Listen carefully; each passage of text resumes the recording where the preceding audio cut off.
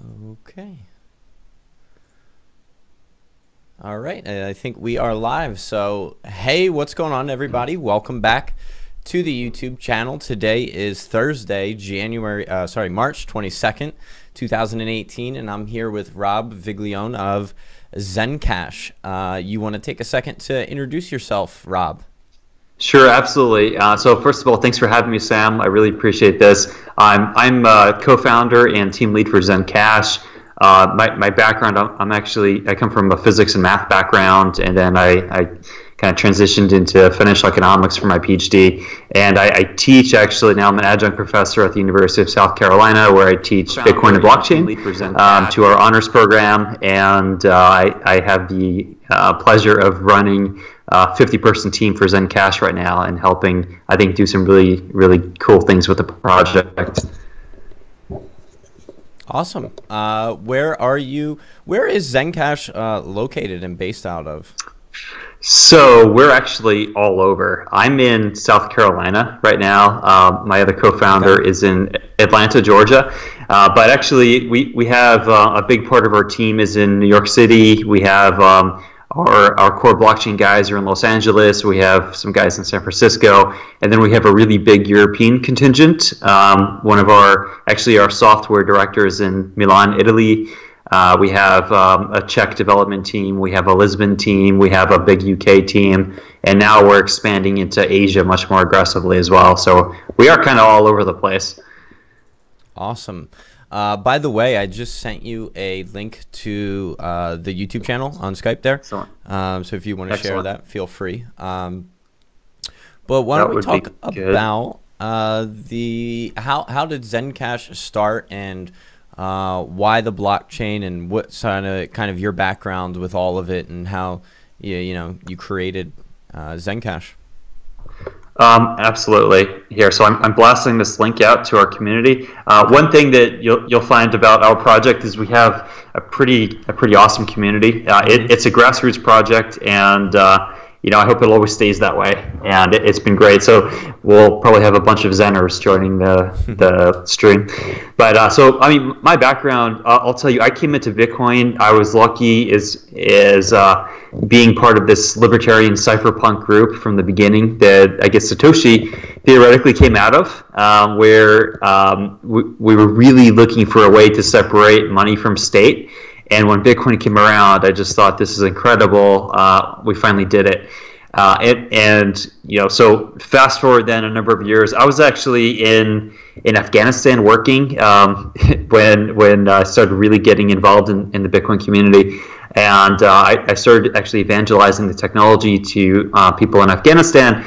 And one thing that this taught me was the reception that we got from people out there was, it just made sense. So it made me think, okay, the best applications, at least socially, of the technology are in parts of the world that are extremely unstable and volatile. And I still think that that's the major killer app for Bitcoin and for cryptocurrency, is providing some sense of stability, or maybe a way out for people that are kind of trapped in parts of the world that have just ridiculous volatility. So that's my kind of where I'm coming from into the cryptocurrency space. And then, we could talk. I've worked with a variety of projects and startups in the space, and then I ended up getting into the privacy part of it with Z Classic. And from there, a couple of partners and we saw some glaring deficiencies in the industry that we wanted to fix, and we unfortunately did not have the mandate to do that with Z Classic, which was real mechanically a clone of Zcash, and we wanted to do so much more. So that's where we founded ZenCash when we forked it out. Gotcha. Yeah, I think it's cool that you mentioned the different things that Bitcoin can do. I think a lot of people in the West, I'm sure, see it as an investment, and pretty much that's it. It's just about the money. But I think it's really cool when we consider what it can actually do, the blockchain, and how it can help these countries and other people, outside of just us. Because like I said, again, it's kind of like money for anyone. You ask your parents or anyone here in America about Bitcoin, and they don't really get the benefit from that use case, I think, yet. I mean, we have access to banking, good access to banking, but most of the world doesn't, which is a shame. Exactly. Go ahead. No, I just completely agree with you. I think it's something we take for granted in the West, where we live with, for as much as we might complain about the banking systems here, we have a very robust, or just capital markets in general, banking system, capital markets, and it's easy to take it for granted, but most of humanity lives without these things. You mentioned, ZenCash wanting to improve upon some of the things that you thought Zcash didn't have in Z Classic. What are some of those things that spurred you to create, ZenCash instead? What were the deficiencies in the market that you saw? Yeah. So I'll say I love Zcash, and I think that what Zuko and the team there are doing is absolutely amazing. We just took a completely different angle to go to market and kind of work in a completely different part of the space. So what I viewed as deficient were governance, first of all. We need good governance. We need transparency. We need programmatic governance that is open access to the community. So that's actually a big part of our project right now. We could talk about with our R&D that we have going on. Other aspects were just on the technology front. So on the technology front, there's so much more that we can improve. Not just the kind of privacy functions, but again, going back to our R&D, we don't really have systems that are good for payments. So some things that we're looking at with, say, like Graph or DAG protocol upgrades, I think are extremely fascinating and are underrepresented in the industry. So across the board, there's so much more that we can do. We run our project kind of like a hybrid lean startup and R&D incubator. So even just from a team perspective, I think we add value to kind of the way that we do business. I think this industry needs just a lot of experimentation in a lot of different dimensions, and I think that the angle that we're taking should be pretty interesting for people. That's cool. You mentioned there a little bit about the technology, and something that I wanted to know more about is, and even the R&D. Two questions, I guess. I'll start with the first is the technology side. How do ZK snarks differ from something like ring signatures, which I know is the way that Monero tackles privacy? Right. So actually, there are some key differences that are important, and maybe we should step back to where privacy first started coming from in the space. Was people thought that Bitcoin was private, and then we started realizing kind of early on that it's not really. At any point of the transaction chain, if you kind of link an identity to an address, you can backlink the entire transaction history for a person. And then you started having projects like Darkcoin, which became Dash, where they basically, or even before that, you had coin joins, people trying to do this with Bitcoin. But then Dash came along where it was basically off-chain mixers, tumblers, where you're kind of joining transactions, scrambling them up, and then kind of outputting transactions that you think are kind of more anonymized. But of course, you can always theoretically link transactions when you do this. It's not going to be a bulletproof elixir to solving anonymity or privacy. And then people started improving this. So then the CryptoNote protocol came about that actually Monero was the most successful to commercialize, where basically the tumbling engine was built into the protocol. So that's the big difference. You've got the off-chain tumbling and then the on-chain tumbling. Now, what Monero does is they force all transactions through the anonymity feature, which from a security perspective is absolutely the best thing that you could do. So I'll say that. But I think from a use case perspective, there's plenty of economic and real world use cases where you actually want some semblance of transparency.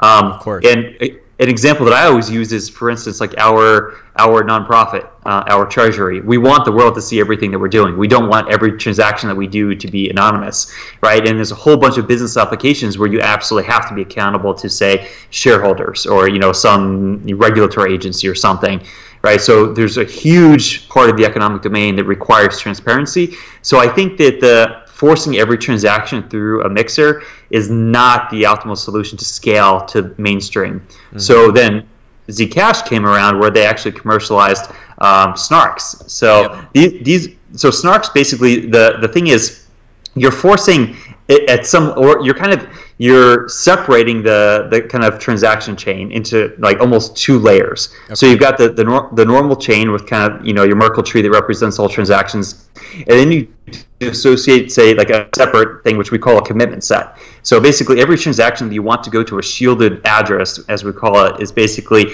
you're kind of bumping the transaction up into the second layer, into this commitment set, and then it kind of goes dark.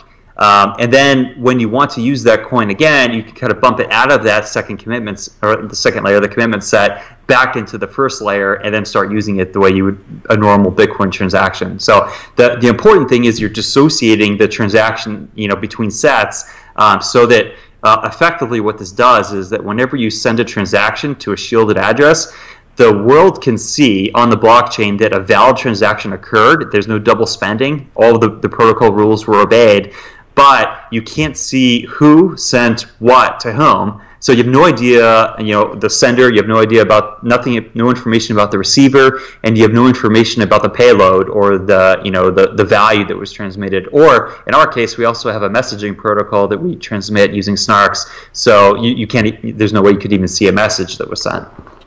Gotcha.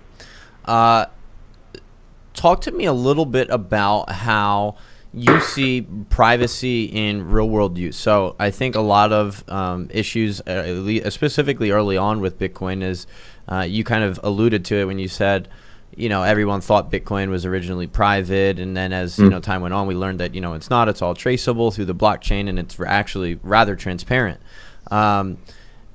Where do you see ZenCash and even other privacy coins fitting into the market? Where is their use case? And someone commented asking, do you think the USA government will stop projects like ZenCash? Where do you find, a use case for privacy and legitimate ones? And how do you see you guys filling a market need?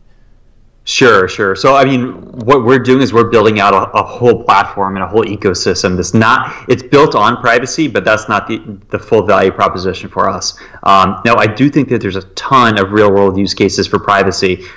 Just look at our iPhones or cell phones. We use encryption for everything that we do, and the reason we do it is because we don't want hackers to steal all of our information and rob us. So that's probably the biggest economic use case for privacy is whenever you have, every couple of weeks or so, there's a high-profile case of a large corporation whose, data repository was just hacked. Yeah. And millions or hundreds of millions of customers' data is leaked to the dark web and sold to hackers who then go and commit fraud with your information in your name. So the biggest economic use case is kind of getting rid of these honeypots, these centralized corporations that have centralized data repositories that then are targets to hackers. So the biggest use case is you disintermediate this, and every user directly controls all of their data, and it's all completely encrypted, and they have complete control over who they choose to release the information to. So that's the biggest use case from an economic perspective. Now, from the humanitarian perspective, there's a ton of use cases. Just look at what's going on in Venezuela. This is kind of the quintessential use case that we always talk about in the industry is whenever you have a government that is kind of screwing up their economy and people are really suffering and they're not allowed to participate because of some arbitrary frictions or barriers. They're not allowed to participate in the global economy. This is clearly a use case for the technology, and it has a humanitarian purpose in that sense. Got it. Yeah. Do you see any friction with governments cracking down on security in a way that they don't like? I don't think the government likes necessarily the fact that you have that ultimate security or privacy. Do you see that being an issue with the adoption of not only ZenCash but even other cryptocurrencies as well? So it depends on the government. So there's some that clearly have a real issue with it, like in China. In the U.S., I don't really see that as a big barrier. So in the U.S., I think the big thing is cracking down on money laundering. So that's whenever regulators look at this industry, they really focus on the exchanges, and it's the points of exchange that I think they really have to worry about the most if they want to start kind of keeping tabs on making sure, say, a drug cartel isn't laundering hundreds of millions of dollars through cryptocurrency. Well, they can't do that unless they have access to, open access to exchanges anonymously, and they don't. So regulators already regulate exchanges, and they're probably going to crack down a little bit more, or at least, introduce more regulation on the exchange front. On the cryptocurrency front itself, I have to say, what I think is that we're protected by the Constitution on freedom of speech and writing code. So, for instance, RSA encryption is legal. PGP encryption is legal, right? So this is, I would say, the legal precedent to say that what we're doing is legitimate and, is completely legal. And our project itself is, there's other cryptocurrencies that actually target the dark markets and say, hey, use us. We're exactly the opposite. You'll see, when we go out there, our nonprofit, we're actually going out and supporting charities. We're helping with disaster relief after hurricanes. Like, we're giving, to BitGive for, building wells in Africa. Like, you can see the types of projects, and even our name ZEN, it just shows you, like, our philosophy is we're trying to be the good guys in the market. We want nothing to do with any type of illicit activity, and we're trying to be very upfront with regulators that we believe encryption is a really big part of human welfare around the world, and I hope that regulators see that and realize that, hey, I'm a military veteran. My co-founder is a military veteran. We're not criminals. Like, we're not trying to do this for nefarious purposes. We think that there's a legitimate use case here, or many use cases around the world. Yeah, I think that kind of circles back to some of the core principles of excuse me, what blockchain is able to do, giving some of that freedom back to the people, and yeah, exactly, the core principles of what blockchain is and how it can impact the world. So all of it excites me a lot. I had once I figured out what blockchain could do, after I saw the big gains in money, obviously that was great, and then the big gains grabs your attention and makes you understand what's going on, and I think it's really awesome. And you started to talk about another question I wanted to ask you about, is ZenCash, and kind of the connotation that you guys are trying to give off. What was the idea? What is your goal with the name is ZenCash, and who thought of it, and what kind of image are you trying to portray? So I thought about Zen when I was in bed one night, and it's just kind of like a light bulb popped off, and I said, okay, well, hey, we want Z because we want to signal that we're part of this whole ZK snark kind of class of blockchains.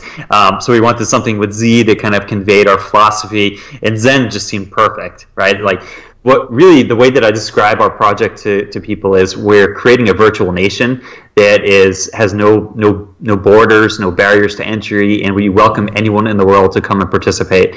And that's what we're trying to do, really, is we want a peer-to-peer economic system where people can trade value with each other. They can communicate with each other freely without fear of repercussion.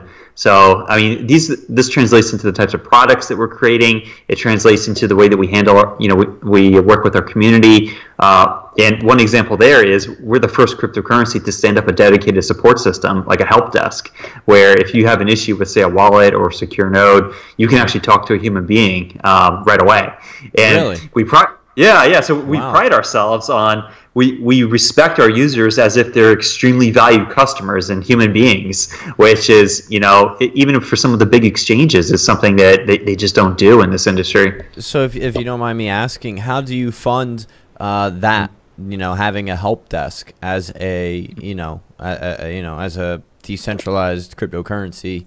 How's the business model work for that? Yeah, so what we do is kind of like a Dash model. In our early days, we described ourselves as Dashifying Zcash, where basically we started doing block reward diversions. So not all of the block reward goes to miners. 88% currently goes to miners. 3.5% goes to secure node operators, and we could talk about what that means. And then 8.5% of the block reward goes to a treasury fund, which is managed by our nonprofit organization. So that's how we actually pay for things. That's how we pay our 50-person team. That's how we pay our contractors. That's how we pay, our marketing campaigns. It's through this community fund. Gotcha. That's awesome. That's good to hear that you thought about it as more of a business than just a I don't know, a fundraiser that ultimately runs dry. I think a lot of other cryptocurrencies will. Exactly. And that's something that's similar that attracted me to Charles Hoskinson and how they separated their project into kind of 3 compartments there. And I know that you guys are also have relations together. I wanted to ask, how did you meet Charles Hoskinson, who obviously is founder of IOHK, who worked on a couple of different blockchains, including Cardano and Ethereum Classic. How did you guys meet, and what's your relationship with IOHK? So Charles read our white paper after we released it, and it resonated with him because what we wanted to do, there's a good amount of overlap with what he's doing with his research. And then we met in New York City after that, and we just hit it off really well. And I describe Charles as an awesome guy that I'm really proud to be friends with, because he's how do we say this, values driven. I guess he's in the industry for the right reasons, and that's really important to me. And you can just see that with our project, and what we're trying to do is we completely see eye to eye on what the social implications of what we're doing and what we want to achieve long term. Now, the relationship we have was we pulled Charles into ZenCash as an advisor. We got really lucky to get him, and then in the advisory capacity, we learned a lot more from the inside of what IOHK is doing. And the research just resonated. There's so much overlap with what we're doing, and we carved out actually 3 R&D projects with them. 2 really big R&D projects, and then one other one which is more usability and product oriented. And if you want, we can talk about those things. But I think it's this is a huge thing that I think we need to talk about more. Is this industry needs more R&D, because in the open source community, so much of what we do is just kind of rapid, or code delivery. So almost sort of a startup rapid prototyping model, where we just take an engineering perspective on everything. We build something, how it works, and maybe we improve it. I think there's a huge role for just stepping back, pausing and thinking and doing real research for the 3 to 5 to 10 year horizon stuff. So I'm really happy that working with IOHK, we're doing both. We have a lean startup approach where we have a great engineering team bringing products to market quickly, but then we also have the scientists from IOHK that are doing the longer term thinking for the project. Yeah, I'd love to hear more about the projects that you guys are doing R&D on, and I also wanted to kind of comment. One thing that we've noticed with a lot of ICOs is that it can be really difficult to handle R&D when you raise a lot of funds from an ICO. So you get, you have a fundraiser now, and you've raised millions, and sometimes shortly after the ICO, you could be in the billions, and it's very difficult to sort of keep incentivized people when you have so much money lying around, whereas in a traditional startup you have to run lean and you have really aggressive timelines, and it can be very difficult. And something that my team and I have pondered is how we go about addressing some of these issues in the space, and trying to find projects that are kind of on the right path. So I guess in addition to you guys doing R&D, how do you guys properly tackle what is a worthwhile project and worthwhile time, as opposed to just having this lump sum of money sitting around and we can try this, and if it doesn't, oh well, we have enough money to try another one or something. Yep. So this is an awesome conversation thread. I'm glad you brought it up. Is first of all, I'll say that the lump sum funding model up front, I think, is a really bad, economically it's really bad for a variety of reasons. There's moral hazards, there's just information asymmetry, or lack of information set, where as a manager I wouldn't want to get $100 million right now up front, because I have no idea how I would spend that money today versus 2 years from now versus 5 years from now. How would I time phase that budget in a way that makes sense? I would have no idea. and realistically, you're going to end up wasting a ton of money when you do that. So I think an incremental funding model just makes sense. And this is actually the way that economics worked, or the startup world worked before, pre-blockchain, was if you had a good idea, you would come up with an MVP product, maybe get some early customers, and then get some angel investors. And if it goes well, you prove yourself. Maybe you get a Series A round from a VC, and if you prove yourself again, then you get Series B, and so forth. Right? You're getting this incremental funding because you're actually validating yourself each step along the way. Getting tens of millions of dollars or hundreds of millions of dollars up front makes very little sense. Economically, it's a disaster just waiting to happen. And maybe some projects will make good use of it, but many won't. So now, as a manager, I'm really happy to say that we get incremental funding. So every block this mined, our fund gets a little bit of money, which is good because we know we're going to have a budget 10 years from now. We know we're going to have a budget 50 years from now, 100 years from now, actually. And that's a really good thing. So how do we prioritize things? Well, we have a roadmap, we have a vision, we have a strategy, and we do prioritize things in the sense where we start with basic infrastructure. So I view ZenCash actually as infrastructure play. We're building a protocol. So we started off with the most important thing was basically a cryptocurrency. You need a really strong, secure cryptocurrency to just build everything else. Then we worked on our node network. So now we have a node network that's rivaling, if not surpassing, Bitcoin's node network in just 3 months of operating the system that we have, which is insane. So we have over, I think the last I heard was 8,100 secure nodes. Now these are full nodes that actually run a valid TLS certificate, and then they have a 42 Zen stake, and then they have a variety of other technical requirements like uptime, computational capability. So these are high quality machines on our network that are actually running our full blockchain, and we're approaching 10,000 very quickly, which is great. But you can see the kind of phased approach we have, and then we realized, well, we have this massive node network. This is a huge asset. Let's start using it. Now we're building a whole bunch of distributed apps on top of the network. So this is the next phase of what are the most interesting apps that then we can start building. Well, we want utility across the network. So we're thinking, well, we have something called Zen Grid, which is, well, we have a huge amount of computational capability across all of these nodes. Let's actually start renting this out, so that this is another channel that node operators can get paid, which is always a good thing. And we're making use of the dormant or the kind of the latent power that we have on the network. We're building a distributed file storage system like Filecoin. We're building a chat application, so we already have a chat protocol developed, ZenChat. We're thinking a decentralized exchange, so we're thinking a centralized exchange, even possibility. So there's a lot of things that we're building here, and the long-term vision is we want a full peer-to-peer economic system, and all of the different layers that requires, we're building out. So when you compare us to these other privacy cryptocurrencies, it's really not. It's an apples to oranges comparison. We're doing a completely different path. Yeah, thanks for sharing that. I'm glad to hear that ZenCash's approach is sort of.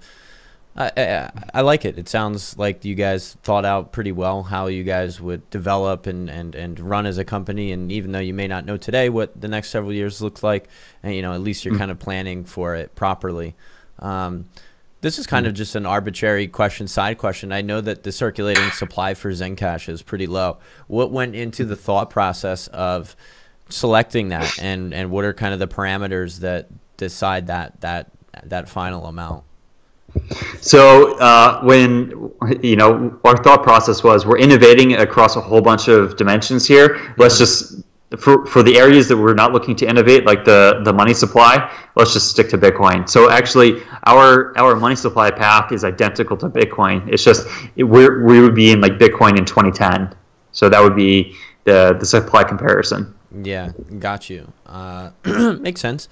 I want to talk a little bit about ZenCash being a platform, and I know you said you're a lot different than other cryptocurrencies.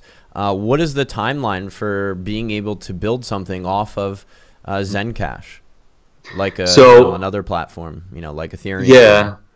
Right. So security is the most important thing for us right now. So we're trying to do a platform, but with security is kind of the main objective function that we're optimizing on. So in that sense, our developers are already building decentralized or distributed apps on our system. Okay. So that's today, and we're actually about to release a white paper. I can give you a little heads up on that'll include side chaining. So the side chaining is going to enable the platform stuff. So we already have some of this stuff in development right now. We have other platform applications that are kind of in design spec phase. But the vision though is for sure to allow other developers external to the organization to start building on it like you would for any other platform. It's just that's going to be in the future, and realistically, that's probably going to be towards the end of the year, or maybe the first quarter of 2019, when we'll actually open up the system to other developers. But my approach to that is, I want to approach this like a scientist and actually have some researchers figure out what is the best way for us to open up the system and still maintain the security of it. Because really, whenever with Ethereum, and they have a Turing-complete scripting language built into the protocol, the larger the set of functions that you could do within the protocol, the larger the attack surface that you have to your system. So, and you see this with vulnerabilities, like the parity vulnerability on Ethereum, is they went the approach of, let's build it all in there right away, and we'll deal with the problems as they arise. We're kind of taking more of a phased, incremental approach to adding functions to our scripting language. Understood. How do you see the future of projects coming online and being built like through the ICO route? Do you see them? I know there's a lot of regulation coming down. Do you think that ICOs and this type of fundraising will disappear, or do you think it will become more regulated and ultimately just enhance the way that things are going right now? Because I know you said it may be till later, sometime next year, until you're fully open to the public and being able to build off of ZenCash. Do you think that will hinder you, or do you think that there will still be that type of fundraising to that ICO still be around then? So I see a mixed market realistically. I think in many jurisdictions you're going to see more regulation on these types of fundraising events, and I think that's a good thing actually. But you're going to see other jurisdictions, so you'll see this sort of jurisdictional arbitrage going on, where, say in the U.S. or the EU, you're going to have more strict regulations where you'll have more security tokens issued, but then you'll have other jurisdictions that are less or more loosely regulated, where you'll probably see exactly what's going on right now, or what was going on in 2017. You'll probably see continuing in these other jurisdictions. So we'll probably see a hybrid in the future. But for us, when will we have like our ZRC20 token equivalent, right, or ERC20 token? That I can't give you an exact date, and who knows what it'll actually look like in terms of fundraising. So for us, we're fundraising agnostic. Like we would have nothing to do with fundraising. We're more of a medium of exchange, and right now we actually support some ICOs, with ZEN being an accepted coin for the fundraising process. But that's not us actually endorsing the ICO. Now, there's some ICOs that we actually do endorse. Like we actually have a partnership with an organization called Blue Frontiers, which is affiliated with seasteading, where we're going to be one of the coins in addition to Ethereum, or Ether, I should say, for the fundraising process. But we don't have a ZRC20 token yet, so we're not really part of that space. Got it. What's your sort of favorite project? Do you have a favorite project or something in mind that you would like to advise yourself or see ZenCash helping to address or solve? Is there some kind of something that you would like to impact more than another, or even a couple of areas?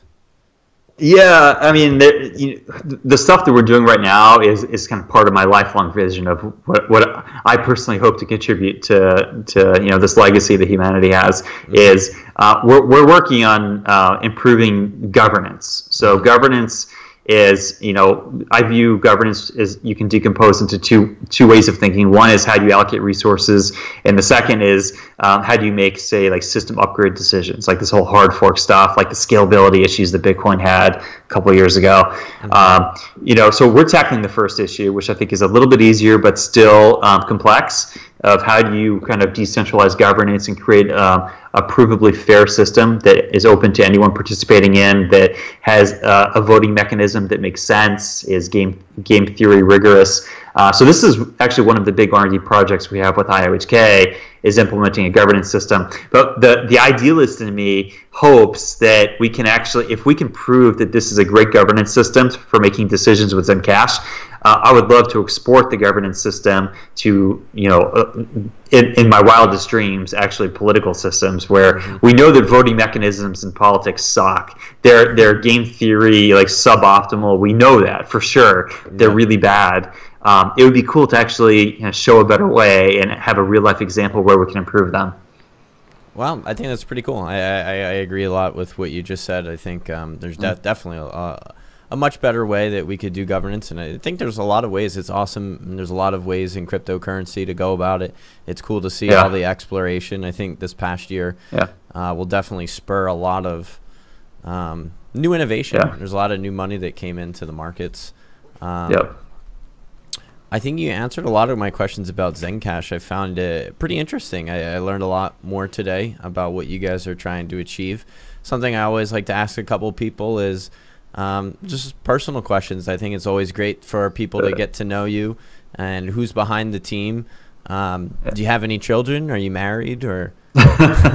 So I'm married, no children. Okay. So that's something we don't have yet. I'd say ZenCash is our child right now. we spent our entire lives working on at the moment. So I think it's such an important project that it's really focal point of everything right now. Of course. And what do you like to do with your free time if you have any? If I have any, I just like to. I like to head out to the mountains, desert, go shooting, things like that. So sailing, something I like to do, or even just being lazy and laying on the beach. Do you have a favorite beach? I do. So I used to live in Manhattan Beach, California. I think that's by far my favorite beach. I just had a friend recently, about 6 months ago. She came out. I'm originally from Philadelphia. I live in Los Angeles now, and she took me out there actually about 4 or 5 months ago. It was one of her favorite beaches as well. I loved it. Yeah, no, that's awesome. I'm from Long Island, so Long Island is packed with beaches as well. I enjoy, one of my childhood favorite beaches was Jones Beach on Long Island. We called it Guido Beach. You can tell by my last name as well, being Italian American. Yep. So same here as well. We actually just got back from a trip in Puerto Rico, and I think we're interested in moving there as well. It's a beautiful area, and there's a beach everywhere you go. I was actually thinking about that myself. I think there's a lot of people in the crypto industry considering moving to Puerto Rico. Yeah, it was fun. There's a lot of people. I think it was a great week with conferences going on there. I don't know that it always is so populated with crypto people, but there was certainly a large influx of people, and I think me and a couple of members of our team are actually going to make the move to Puerto Rico. We're looking forward to it. I like the beach as well. So nice, very cool. Well, let me know how it goes. Absolutely.